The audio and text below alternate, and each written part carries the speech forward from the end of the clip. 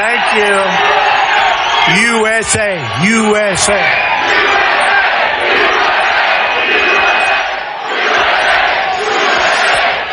Well, I want to thank everybody. This is an amazing turnout. This is a record. Outside, we have 4,000 people. You do know that.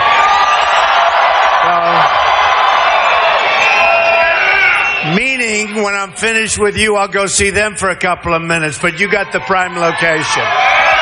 Great. And you set a record today. Biggest crowd they've ever had here. So, that's pretty good. A lot of things are happening. The new poll came out, CNN, a couple of days ago, 49% for Trump, right?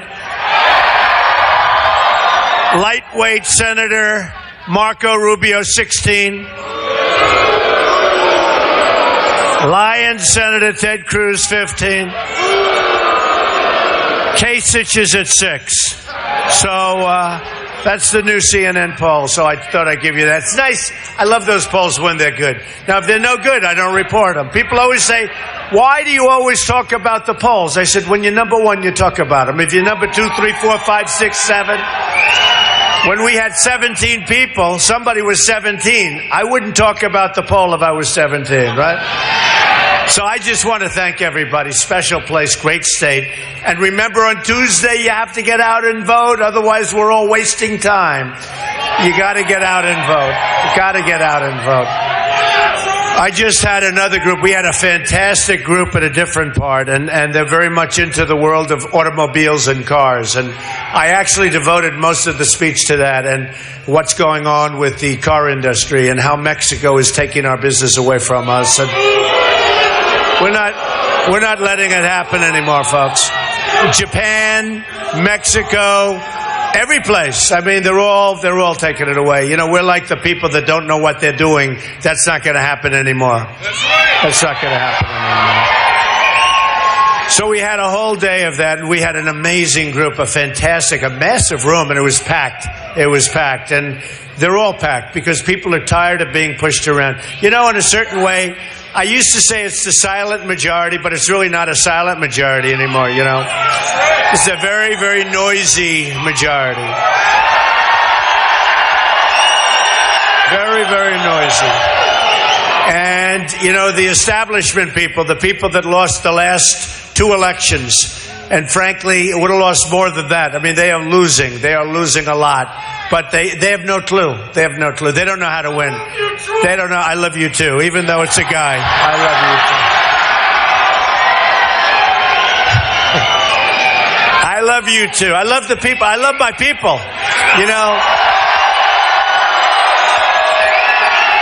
we have every poll said that Trump has people. They won't leave him. It doesn't make any difference. They love him. And I'll tell you, I love you. And I mean that too. Loyalty. You know, some of these people have like a 10% loyalty, meaning if they sneeze in the wrong direction, they're gone. With me, I think I can do almost anything, and you're with me, right? We had a good debate last night. Last night was great. I enjoyed it. I thought it was going to be even tougher. It was pretty nasty, actually, but I thought it was even going to be tougher. You take a deep breath, you walk in, and then you go boom, boom, boom. But it was really interesting, and every one of the polls, every single one of them, Drudge and everyone. Drudge is an incredible guy, by the way, but Drudge and all of them, every single poll had me winning big league, so that's good. I like that. Don't we love to win? I love to win. You know, our country does not win anymore. You understand that. And we don't win with our military. It's depleted. We can't beat ISIS, okay? Can you believe this? You know, there was a time when we could beat Germany, we could beat Japan, we could beat anybody. Today we can't beat ISIS. Well, that'll change very quickly, I will tell you. It's going to change very quickly. That's going to change so quickly. We're going to win so much. So, What I thought I'd do is talk a little bit about trade, because you don't like what's happening. You don't like to see what's happening with your manufacturing businesses in particular. And we're not going to let it happen anymore. We're not going to let it happen. We have trade imbalances that are so ridiculous with Japan and China and India, every place. I mean, it's not a question of a couple of places.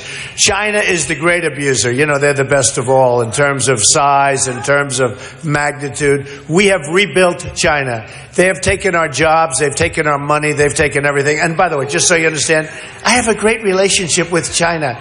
I just extended the lease on the largest bank in the world, the Chinese bank. 400 million customers. Think of that. 400. That's bigger than our country, okay? There are 400 million customers, and they're great. They're wonderful. I deal with I sell apartments to them for tens of millions of dollars. I got the Bank of America building in San Francisco and 1290 Avenue of the Americas, big chunks, and I own that. By the way, I own many big jobs, many big buildings all over the place. We're building all over the world. We have many jobs going on right now. We're signing new deals. Of course, a lot of those deals I'll just have to let my kids handle, I guess, if we win, right? Believe me. Because I will have absolutely no interest in those deals. I will only have interest in one thing: making America great again. Much more important. Much more important. And so I just look, and you know, it began on June 16th when I came down the famous escalator ride. And I came down, and I've never seen so many cameras. I always say, I joke, it was like the Academy Awards. I've never seen so many cameras in Trump Tower, in New York. And I made a speech, and I talked about illegal immigration. And all of a sudden, it became like a storm. It was unbelievable. And it was a tough period, actually, because I had no idea that I hit something so severely. And that was something, I knew it was a big problem. I didn't know to the extent of the problem. It turned out to be a much bigger problem than anyone knew. I was right 100%. I shot to the top of the polls, and I've been there ever since. I mean, we've been there ever since.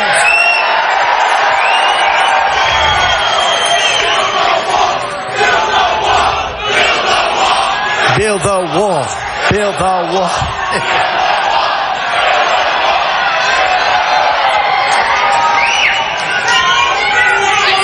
We will build the wall, believe me.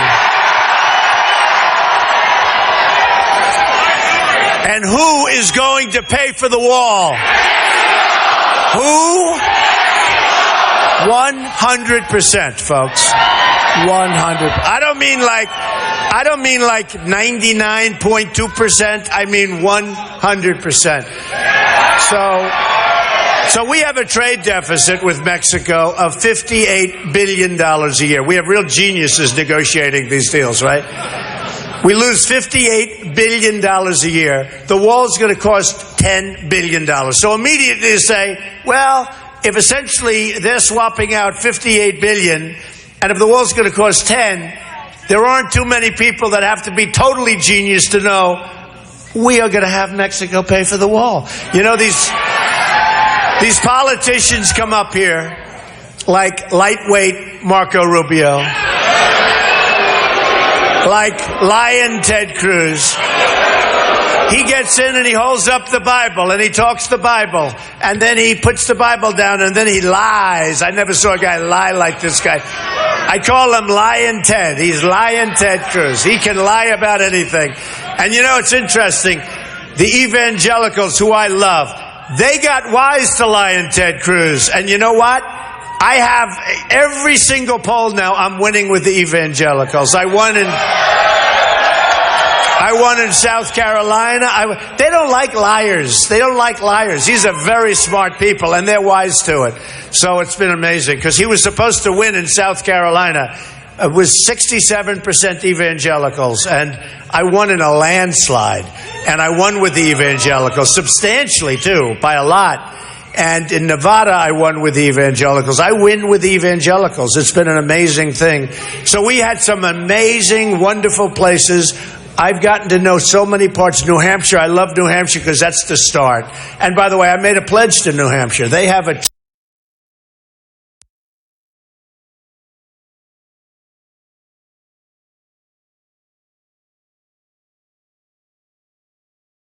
and you drive through the roads and the back valleys, and you see these magnificent trees, and everything's so beautiful. And there were a couple of days where it was snowing. I said, please don't snow on Election Day. Please, please. I looked up, please don't let it snow. And it stopped snowing just in time. And I won that one in a landslide, and it was great. And Nevada was won in a landslide. But in New Hampshire, so I made a pledge to them. They have a tremendous, you would look and you'd say, this can't be possible. They have a tremendous drug problem in New Hampshire. It's a heroin problem, and so do you. And by the way, so does the whole country, okay? So does the whole country. And I made a pledge to them, and it goes for the country. We're going to stop these drugs from pouring in and destroying the lifeblood of our country.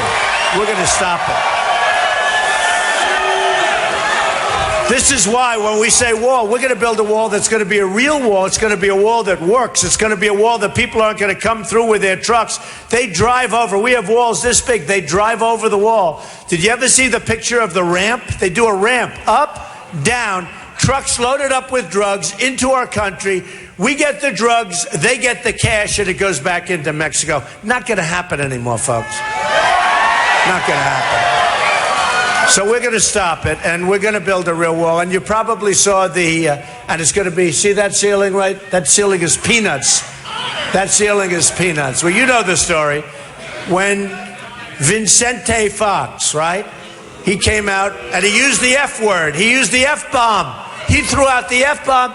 Can you imagine if I did that? I wouldn't be allowed to be here today. It would be a national disgrace. Nobody even called him on it. He said, we will not build a you-know-what wall, and we will not pay for the wall. Now, it's sort of interesting. His anger was so incredible, and it wasn't because of the wall. It was because somebody was actually telling them that it's not going to happen that way anymore. They're not used to it. Mexico and all of these other countries. I have a great relationship with Mexico and the Mexican people. I employ thousands of Hispanics, thousands, right now. Over the year, tens of thousands over the years. And I understand these are great people, but their leaders are too smart for our leaders. They're too cunning. They're too quick. We don't know what the hell we're doing. We have people in Washington that don't know what they're doing. We have great Border Patrol people, and if we let them do the job even before the wall gets built, and which is getting built anyway, but if we let them do their job, these are great people. I went to Laredo, Texas, at the invitation of Border Patrol. And they're devastated. These are great people that want to do their job, and they're told to stand back. And people will walk right through, just walk right through. We have no control. And without a border, without strong borders, you don't have a country, folks. You don't have a country.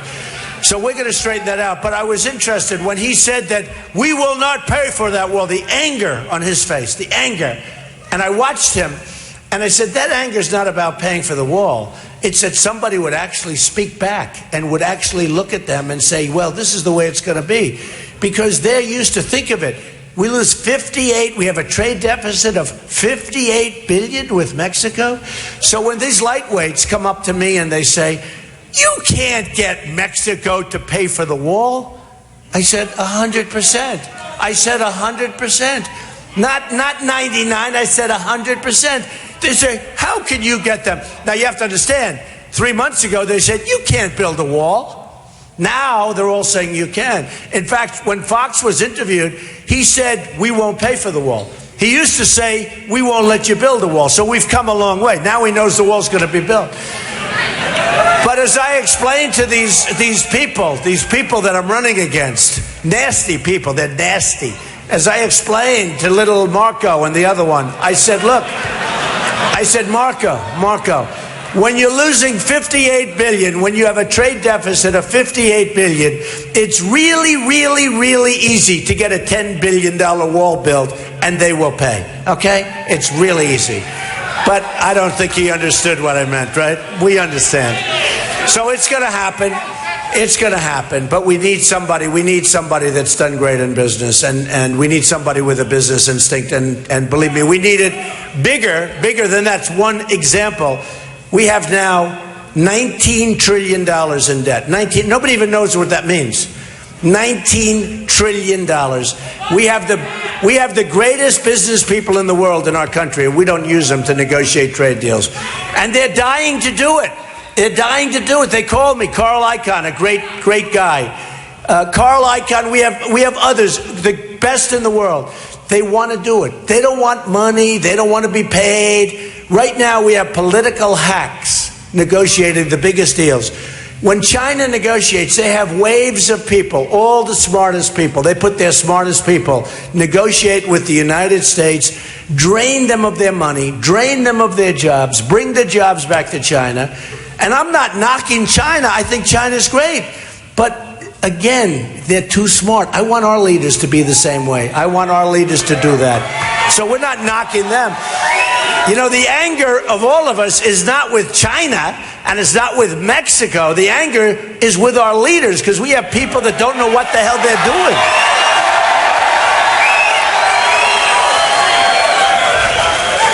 They don't know what they're doing. They don't have a clue. Look at the Iran deal where we pay $150 billion for the worst deal I've ever seen in my life. We pay $150 billion. We get nothing. Those prisoners should have been back years ago. We should have gone in. Okay, here's Trump, right? Let's say I took over that deal. First of all, and it's for, do you ever see a deal took so long? So let's say 3 or 4 years ago, I go and I say, fellas, before we start negotiating, you have to let the prisoners go. Got to let them go. You don't want them. We do want them. It'll make it easier for us to make a deal. You got to let them go. Now, the Persians are great negotiators. They really are. All through history, the Persian negotiators have been great. I say, you got to let them go. They'll say no. And you know what you do? You stand up. Bye-bye. Bye, everybody. Enjoy your stay. See you soon. And you leave. And you leave. Then you go out and you double up the sanctions. You now double up the sanctions. You choke them with the sanctions, right? And within 24 hours, you're going to get a call. You've got the prisoners. Come on back. Please negotiate. When the prisoners land, they're on our soil. I would hit them with the second point. You know the $150 billion, fellas? We don't have it. We owe $19 trillion.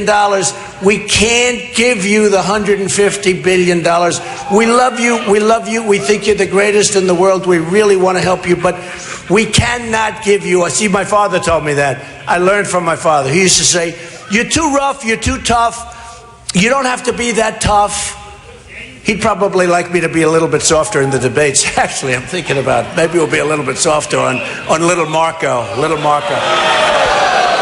No? But that means you disagree with my father. That's no good. We can't do that. But my father used to have a thing. He'd say, Donald, darling, he loved me. He really loved me. He'd say, Donald, take the lumps out. Take the lumps out. Be softer. Just don't tell him no. Just soft. So here's what my father would say. Fellas, we're bust. We have no money. We owe $19 trillion. We want to give you the money, but we don't have it. So we're not going to be able to give you the $150 billion, okay? Now, I understand my father because that way, you know, they'll get angry, but not as angry. See, here's what I would have used to said if I didn't have a good teacher, my father. I would have said, we're not giving you the $150 billion. And they'd be so furious it would take them a while to recover. This way we say, fellas, we don't have it. We owe 19 trillion. We owe 1.7 trillion to China. We owe 1.5 trillion to Japan. How do you like that? They come in, they sell their cars. We owe them money. I mean, think of it. They sell us cars. They take over our businesses, and we owe them money. The whole thing is so crazy. It's going to change, folks. It's going to change. It's going to change. So what would happen in the Iran deal is then now we have our prisoners back. Now after a few days, they'll get used to the fact that they're not getting the $150 billion because you would have done two walks. You would have walked on the prisoners and you would have walked when they got angry about the $150 billion. But again, you go back and now you negotiate a deal, okay? Now you know, because on nuclear, it's a good thing to negotiate a deal. But we'll make a much better deal than they make because that deal is horrible. We lost every single point. Like Sergeant Bergdahl. We have a spy. We have a traitor. He's a traitor. He's a terrible traitor. He left. He was all into their life. I don't think he likes their life so much anymore. They treated him pretty rough. I'd like to take that guy. I'd like to fly him over, drop him right back where he came from, I'll tell you. But But think of it, Bergdahl. So we knew he was a traitor.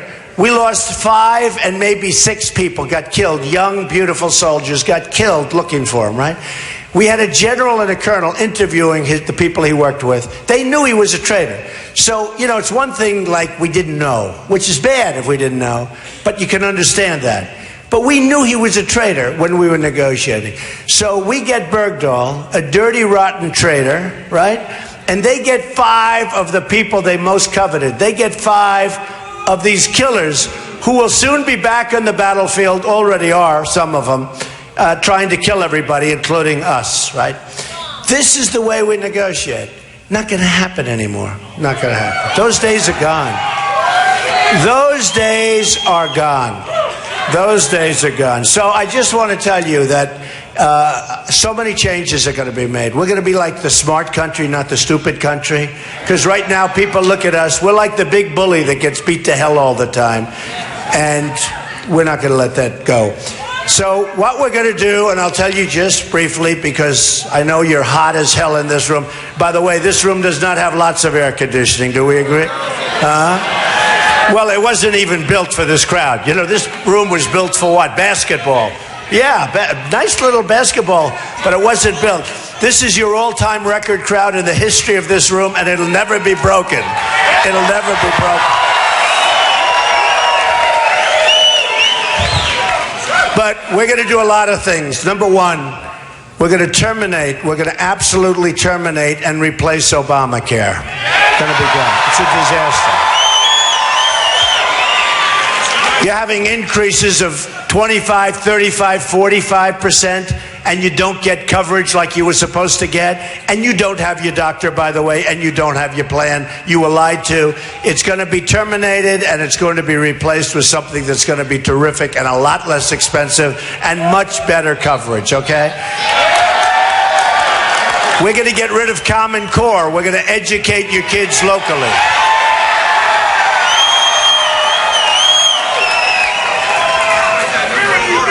We are going to educate your children locally. He just screamed, "Where have you been?" Right? Where's the guy? There's my guy with that beautiful beard. Look at that beard. So where have you been is right. Where have you been? You know, it's almost like it's such common sense. Somebody said, Donald Trump is a conservative, but he's not conservative on certain things. I am a conservative, but it's called common sense conservative. As an example, if China is charging our companies tax and making it impossible for you people to sell your goods, and you have great manufacturers here in China, and yet they sell their goods from China to here with no tax, no prohibitions, just dump your stuff on us. What good does that do? And that's why we're losing $505 billion, okay? So we have to call it, we want smart trade. I'm a free trader. If everyone would free trade, that's a different story. I'm okay with it. But it's not free trade. It's not free trade when they don't have to pay tax, right? And we have to pay tax to get our goods in. It's not free trade when, in order to buy planes from Boeing, Boeing has to build massive plants over in China to build planes. And you know what they're going to do? Those plants will be built, and then China will devalue its currency. They're the greatest. They're like grandmaster chess players. And all of a sudden, Seattle, South Carolina, and I love South Carolina because they gave me such an incredible victory 2-3 weeks ago. They gave me, and we're going to protect them. And I've been telling them, you have those nice new Boeing plants, but they're building bigger plants over in China. And when those plants are built, and then they say, listen, we're going to devalue, and then all of a sudden, South Carolina and Seattle aren't building planes anymore. You're going to see. But that's not going to happen if I'm president. I can tell you right now. I can tell you right now. So we need smart trade. I don't even call it fair trade anymore. I call it smart trade. We need smart trade. We can't have dumb trade. We have dumb trade right now. It's called free market. I'm for a free market, but the markets aren't free. If you look at what's going on with devaluations in Japan, it's unbelievable what they're doing. Devaluation. You look at Komatsu tractors compared to Caterpillar tractors. Caterpillar's having a very hard time. because they devalue the yen to such an extent that it's very hard for Caterpillar to compete with some of these companies, in particular a company called Komatsu. Then you see Carrier move to Mexico. You saw that 3 weeks ago, right? It was all over because somebody had their cell phone on. These cell phones are wonderful sometimes, right? But these cell phones are wonderful, but they showed the devastation of 1,400 people that just lost their jobs. And I'll tell you what, you may not call it free trade, but if I'm president, I'm going to call up the head of Carrier. And I know it's not presidential to do, but I don't need all of these great guys that I will have negotiate because it's too easy. It's just too easy. It's very unpresidential. President Trump calling for the head of Carrier air conditioner. And I would say Romney doesn't know. Romney, this poor guy, he is so confused. Here's a guy, by the way, thank you for mentioning that. Here's a guy, Mitt Romney, doesn't have a clue. This poor guy, I watched him yesterday, and the internet is exploding. What's he doing? He's making a fool out of himself. I watched him yesterday, and it was sad. By the way, I have a huge business. They only want to talk about little things, you know. And many of the things that he mentioned, they're still going. He talked about water. He talked about different things. I have it. It's all over the place. But I'll tell you what, I watched Mitt Romney yesterday, and this is the problem with the Republican Party. He choked. He should have won the election, should have won it easily. He was running against a failed president.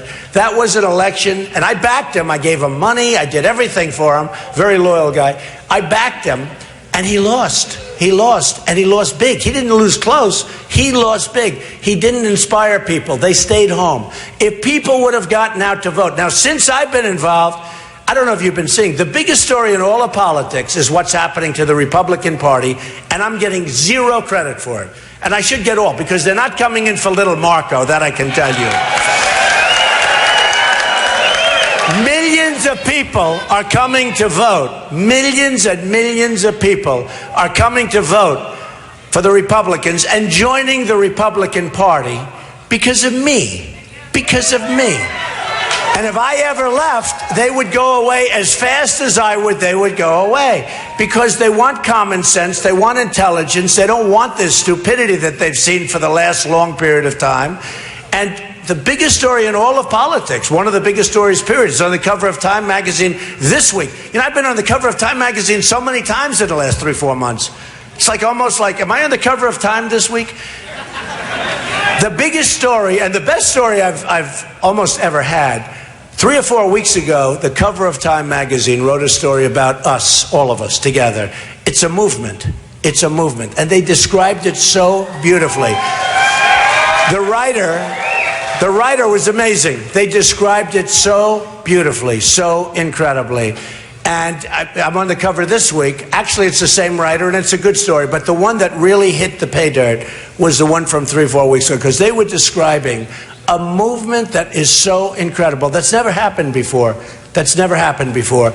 And one of the biggest things in all of politics for many, many decades is what's going on with this sleepy old party, the GOP, where we were losing, where structurally it was almost impossible to beat Hillary Clinton, which I'll do easily.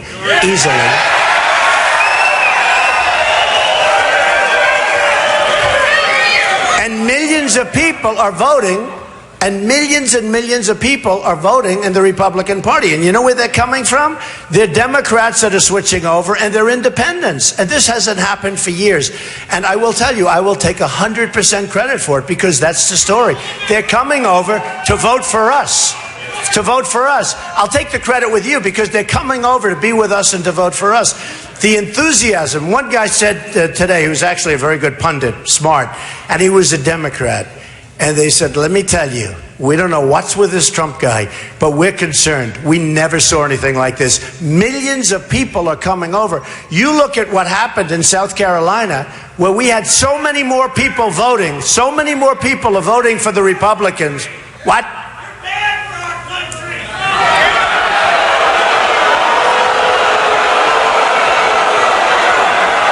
Get him out of here. Get him out. Get him out.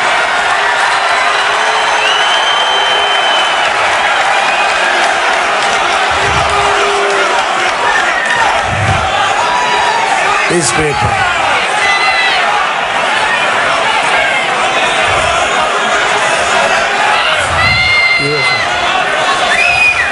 He's a friend of Mitt Romney.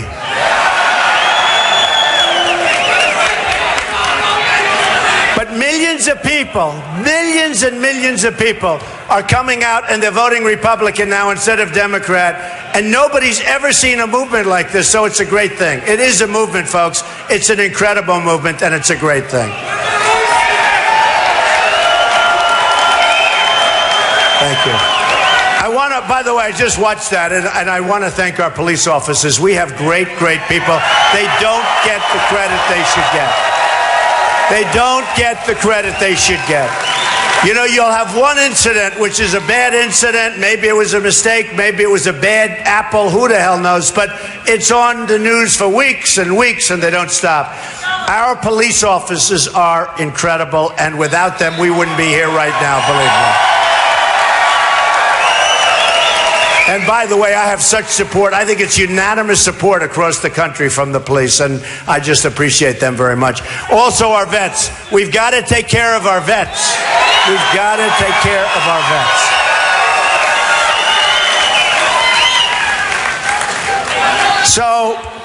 So we had an interesting day. The debate was great.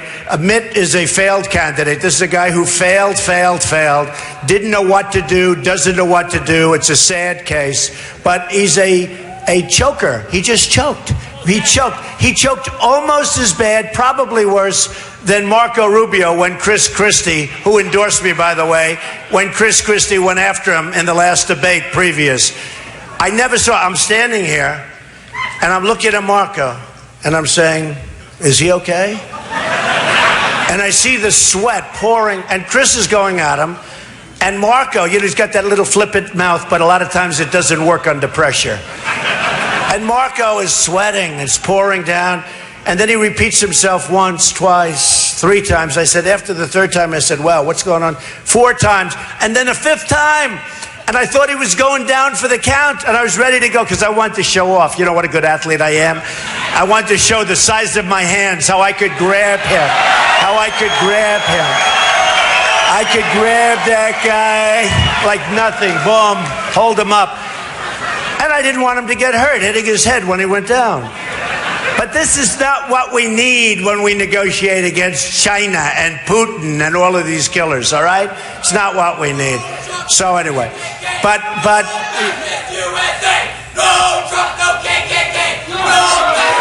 get him out of here. Get him out. Get him out of here. Get him out. Are these rallies the most fun of everybody, right? Do we have the most fun? Do we have the most fun? Yeah, get him out of here. Get him out. Get him out. So disruptive. Remember when Bernie Sanders, they took the mic away from him? That's not going to happen with us, folks. That's not going to happen. Remember that? He walked away from the mic and he stood back and he watched these 2 young girls talking to the audience, and they said, we came to listen to him. And he was standing in the back as 2 women took the mic away. Now, that doesn't happen to us. Get that guy out of here. Get him out. Get that guy out of here. Get him out of here.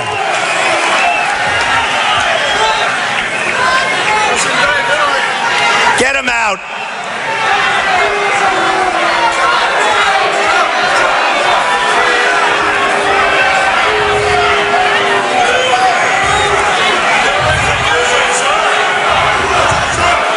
I think you should arrest him. Do you like him? I think he should be arrested. Arrest him. I think he should be arrested for what he just did and for the fresh mouth he's got. I would arrest him, officer. So I don't want to give any recommendation, officer. I would arrest him for a filthy, dirty mouth.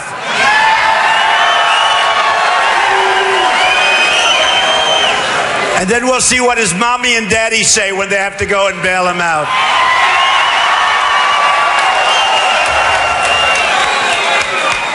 So what we do, look, so what we do is we take care of Obamacare, it's out. We take care of Common Core, it's out.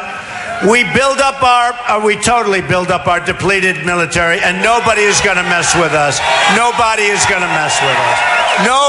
Nobody is going to mess. We're going to knock out ISIS so fast, folks, your head's going to spin. Your head is going to spin. ISIS will be gone so fast. Can you imagine General Douglas MacArthur, the great Douglas MacArthur, or how about George? How about George Patton?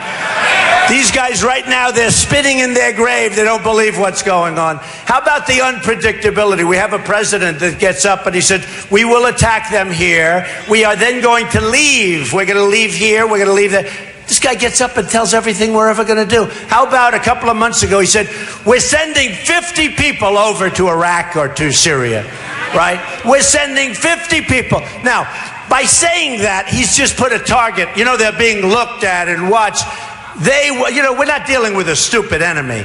They are looking for those 50 people like you wouldn't believe. Why can't he just keep his mouth shut and send you 50 people or send you 100 people, but don't put a target on their back?